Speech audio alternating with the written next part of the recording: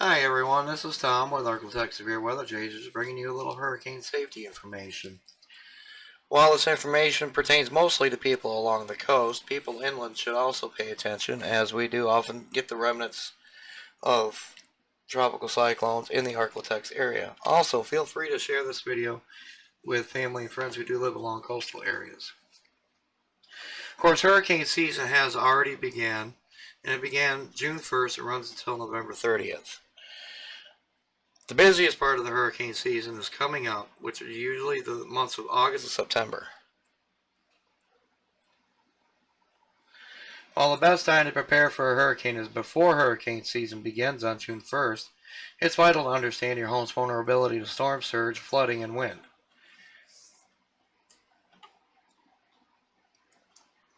Here's a checklist of things to do before hurricane season begins.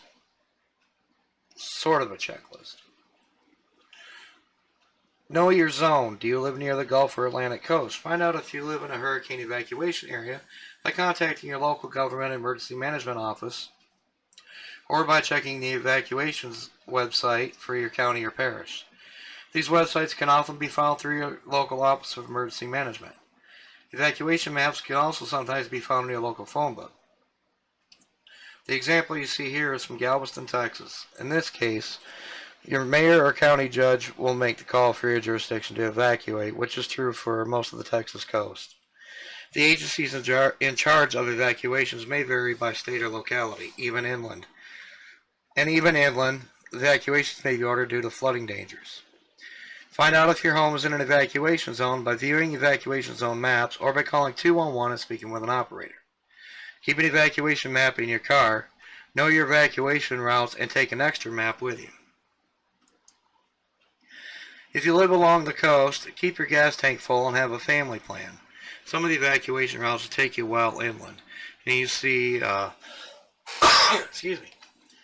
On this particular map, which shows the Galveston area, Galveston and Houston area, the evacuation maps can go quite a ways and go into town. It's going to be quite heavy traffic, so you definitely need to keep your gas tank full. Now, as you get to I-10 and start heading west towards San Antonio, you may have noticed in the past that there's places where there's temporary barriers set up and that there's a hurricane evacuation lane on the emergency lane at the shoulder. This is set up in such a way that Houston can be evacuated toward the direction of San Antonio, and that all lanes can be used for westbound traffic, including the usual eastbound lanes. So, if you live along the coast, do keep your gas tank full and have a family plan. Ensure your vehicle is ready for the trip and that you've packed your emergency kit. Excuse me. We'll get more into emergency kits here shortly. Know your evacuation routes and take a map with you. Local officials will stagger the evacuation to keep traffic moving. Wait your turn to leave. Secure your home before leaving. We'll have a little on that later as well. Take your pets with you. You may need to arrange for pet shelter or boarding ahead of time, as most shelters and some hotels do not accept pets. Service dogs may be exempt from this. They should be exempt from this by ADA regulation.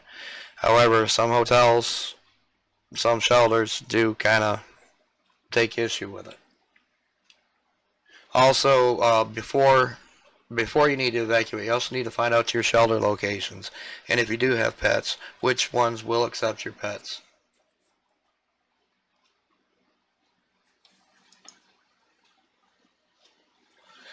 Put together an emergency kit. Check emergency equipment such as flashlights, extra batteries. Rotate your batteries out now and then.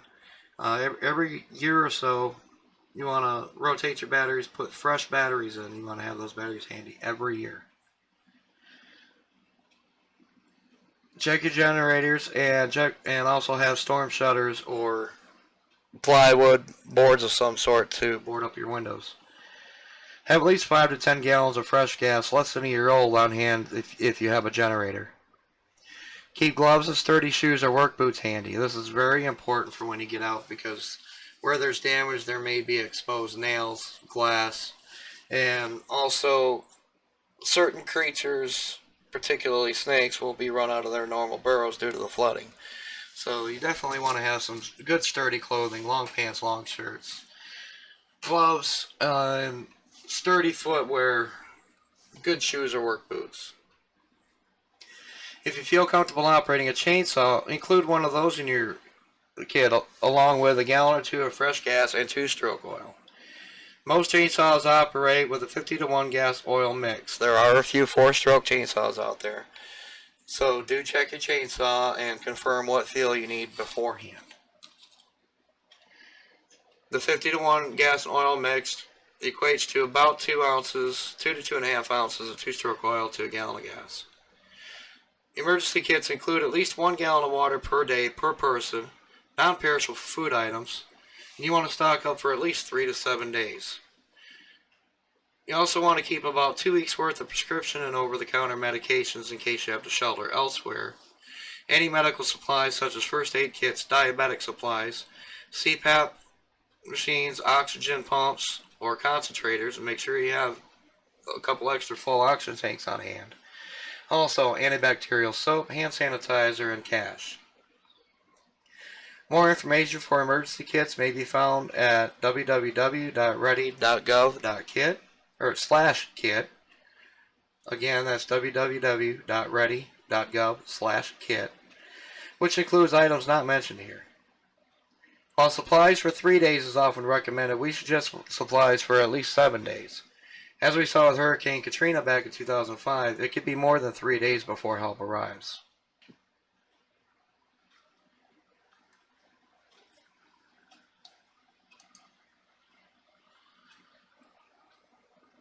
It's a good idea to place your emergency supplies in a water-resistant or waterproof container to keep them safe and dry, and keep them close to where you'd be riding out the storm, or in your car if you're in an evacuation zone.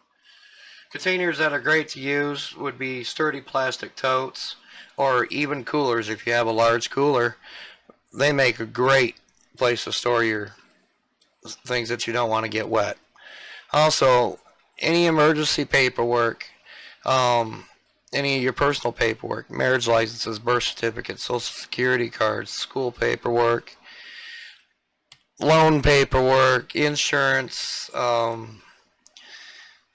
any identifying documents, passports, anything like that, anything that you could possibly need to use for identification purposes or to replace lost or stolen items like driver's licenses and such. Anything that you may need to apply for FEMA aid or anything like that after the storm, keep those in Ziploc bags and also keep those with your storm kit. Don't wait until a warning is issued and the stores are empty or closed. Do that now, and in the future, do that before hurricane season.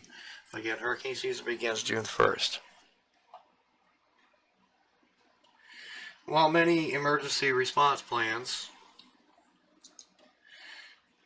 emphasize providers' role in medical treatment, the reality of natural disasters proves that people don't always have continuous access to providers and should plan accordingly with a caregiver. Dr. Kirtland says a family member involved in chronic condition management must know how to assess for acute symptoms in patients and notice clinical changes that require more emergent care. According to Dr. Kirkland, people with chronic conditions can take direct steps toward preparing for natural disasters or emergencies, including the following. Maintain a 10-day supply of all necessary medications. As I suggested before, it should go at least 2 weeks. That gives you an extra cushion should it be a few extra days at a shelter or if you have to move elsewhere. Wear some sort of bracelet that helps first responders identify an individual with chronic condition or specific care requirement. These can be ordered online or even found at your local Walgreens or CVS. Organize a supply of emergency food, battery-operated flashlights, and a change of clothes. Have devices at home that monitor vital signs and changes in physical health. If you happen to be at the pharmacy getting one of those emergency ID bracelets, also consider getting a blood pressure cuff, maybe a stethoscope, and also a pulse oximetry meter. Those are usually kept back by the pharmacy, and the pharmacist will be happy to help you. Ensure family members and close neighbors know how to administer care. Develop an evacuation plan, including identifying stable buildings in the community for shelter. Sign up for community warning systems for weather alerts. Also, one thing that's best to have on hand, if your cell towers are down, you're not going to be able to get those alerts on your phone. But a NOAA weather radio almost always works. Have a NOAA weather radio handy with same message encoding, which gives you alerts for your specific area. And make sure that radio is battery operated or battery capable, and keep fresh extra batteries for it. Organize communication with family members in the event of lost power. Create an updated list of emergency phone numbers for providers and medical facilities, and keep a list somewhere accessible. Dr. Kirtland also suggests that caregivers ask questions during a loved one's annual physical and spend one-on-one time with a provider to talk about at-home medical treatment plans. Just as hospitals and organizations have contingency plans for emergencies and evacuations, it's critical for individuals to develop reliable plans for themselves and their family members. Write or review your family emergency plan. Before an emergency happens, sit down with your family or close friends and decide how you'll get in contact with each other, where you will go, and what you'll do in case of an emergency or an evacuation. Keep a copy of this plan in your emergency supplies kit or another safe place where you can access it in the event of a disaster. Also, give copies of these to everybody involved in your emergency plan. That way everybody has a copy. Also, it's a good time to review your insurance policies. Review your insurance policies to ensure you have adequate coverage for your home and personal property.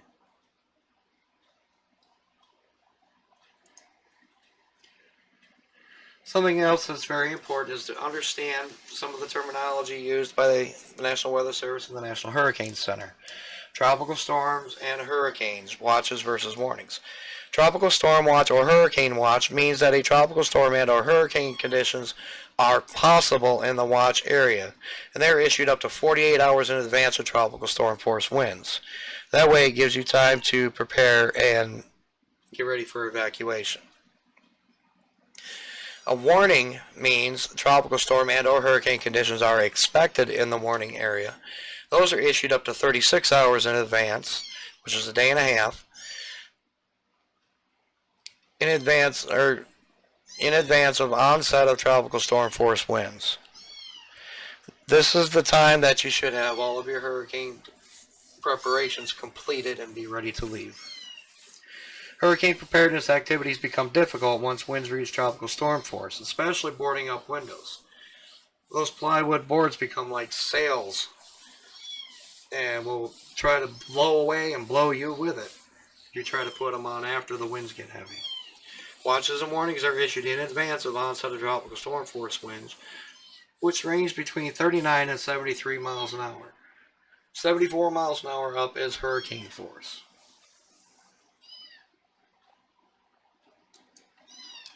Secure your home. Cover all your home's windows. Permanent storm shutters offer the best protection for windows. A second option is to board up windows with 5/8" exterior grade or marine plywood, built to fit and ready to install. Buy supplies before the hurricane season rather than waiting for the pre-storm rush. Before hurricane season, a lot of states do have tax-free holidays specifically for emergency supplies. This is a great time to take advantage of tax-free status to be able to get your supplies at a reduced price.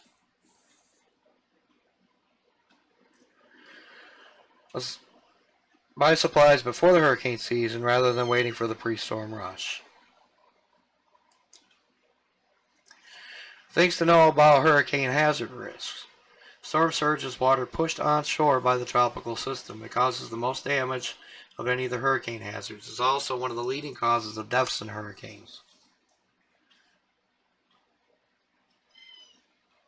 Wind from a hurricane can top 200 miles per hour and cause massive damage to buildings in its path.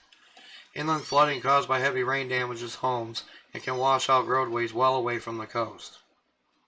Tornadoes are common as hurricane moves ashore.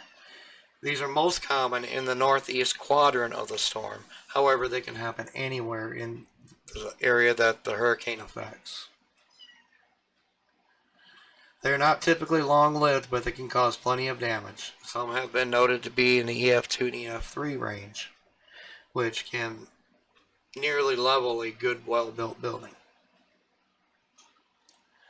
Rip currents and rough seas are common both before and after a hurricane, making swimming or surfing very dangerous. As a hurricane approaches, the seas become rougher, and they usually put out on the weather radio, they usually put out information on rip currents. Please heed the warnings that they issue about the rip currents, and please stay out of the water during those times. These undertows can be especially dangerous for people who are not experienced swimmers. If you do go out, if you do venture out to surf or get your toes wet or whatever, if you happen to get caught in a rip current, swim parallel to the beach until you are out of the current, and then swim back to shore.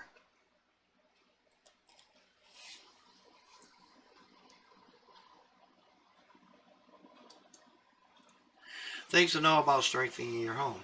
Keep trees around your home trimmed well before a storm to prevent damage from broken branches. Have the proper materials in advance to board up your windows to protect them from flying debris.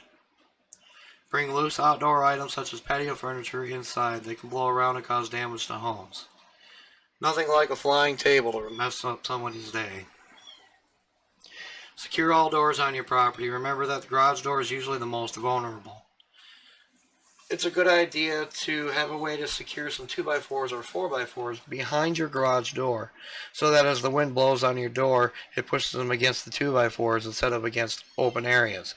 Once the wind enters your garage, it can cause the roof to lift off your garage and eventually lift the roof off your home. Move your car inside a garage or another secure location. Again, once you close that garage door, find a way to brace the door, 2x4s or 4x4s, that you're able to slip into holes into the concrete and nail or screw against the upper brace at the top of the door. Anything to keep that door from blowing in. So once that door is gone, it makes the roof of your garage vulnerable, which makes the roof of the rest of your home vulnerable. Stay tuned. Check the websites of your National Weather Service office and local government emergency management office. Find out what type of emergencies could occur and how you should respond. Listen to NOAA Weather Radio or other radio or TV stations for the latest news. And again, things to know about where to get hurricane info.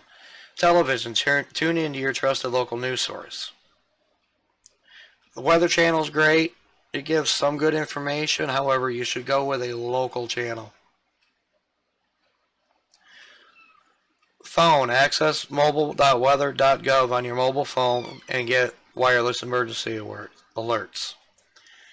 Radio. Receive forecast information and news on your NOAA Weather Radio. It's also handy to have an AM/FM radio around. If you're stuck in your shelter, it provides a little entertainment, and you can also get local news and local emergency information. Stay in touch with friends and family and receive updates from your trusted sources of information. If you are able to use your computer, access information from weather.gov, ready.gov, and flash.org.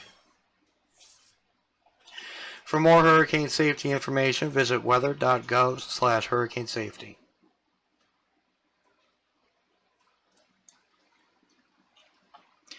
Follow the instructions issued by local officials. Leave immediately if ordered. If not ordered to evacuate, take refuge in a small interior closet, hallway on the lowest level during the storm.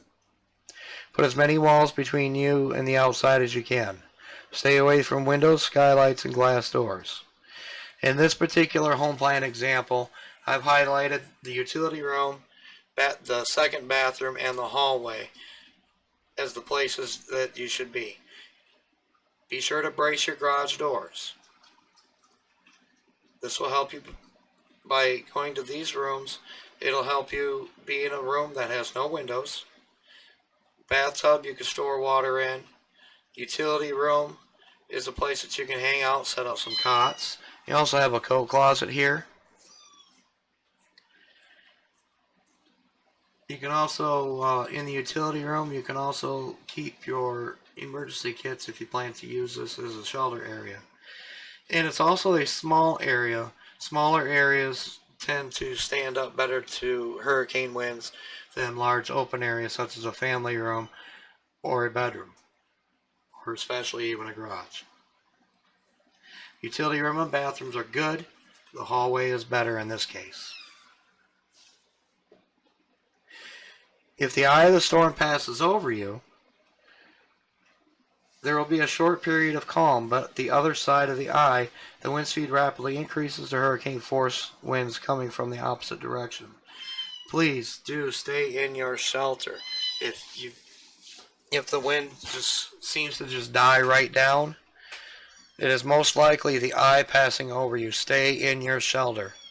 Do not venture out and go look at the eye, because some hurricanes, the eyes are rather small, just a mile or two across. And by the time you walk out that door, those winds start right up again. And when that eye wall passes and those winds start up again, they're going to start up at full hurricane force. So, as the eye passes over, when that quick calm comes, stay in your shelter. Do not venture outside. Wait for the hurricane to fully pass before you venture out. Downloadable checklists and more free resources can be found at www.ready.gov/publications. Again, that's www.ready.gov/publications. And another site to check out is www.weather.gov/WRN/summer safety. That also includes some storm information. I thank you all for watching this slideshow, and please do subscribe to the page, subscribe to our YouTube page, and share with your friends and family, especially those that live on the coast.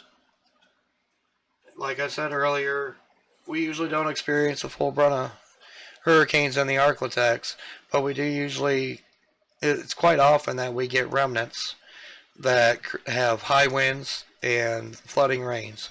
If you live in a low-lying area, along a river or bayou, by all means, be ready to evacuate, because if there's enough rain, they will ask you to leave.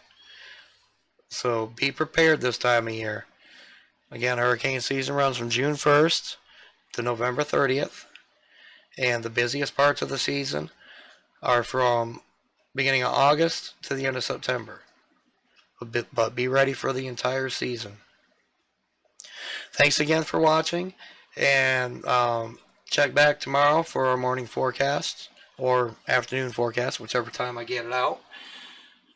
And for those of you who don't follow our Facebook page, it's facebook.com/Arklatex Severe Weather Chasers. I do believe. I don't say my address very often. Facebook.com/Arklatex Severe Weather Chasers. Thank you again, and I wish you all a great rest of your day. Bye-bye.